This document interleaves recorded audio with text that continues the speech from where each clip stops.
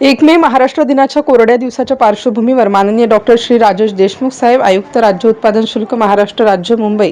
माननीय श्री प्रसाद सुर्वे सहायुक्त अ व द महाराष्ट्र राज्य मुंबई, माननीय श्रीमती उषा वर्मा विभागीय उपायुक्त राज्य उत्पादन शुल्क नाशिक विभाग नाशिक, तसेच माननीय श्री संतोष झगडे अधीक्षक राज्य उत्पादन शुल्क नाशिक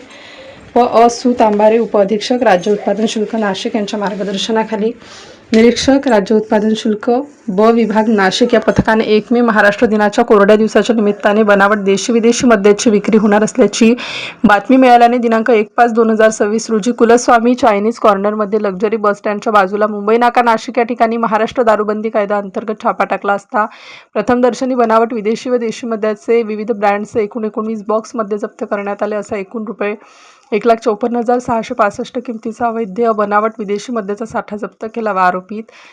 इसम नामे गगन शंकर विधाते वय 29 वर्ष, राहणार old Agra road, Sita flour mill, Kalika मंदिर मागे नाशिक व आर्यन भोला मंडलिक वय 20 वर्ष, राहणार N41 VC 10-1 सावतानगर सिडको नाशिक यांना अटक केली आहे. सदरची कारवाई निरीक्षक राज्य उत्पादन शुल्क ब विभाग श्री RJ पाटील, निरीक्षक राज्य उत्पादन शुल्क तसेच दुय्यम निरीक्षक श्री सर्वश्री धीरज जाधव, गणपत अहिरराव, प्रवीण वाघ, जवान सर्वश्री अमित गांगुर्डे, संतोष कडलक, महेंद्र भोये,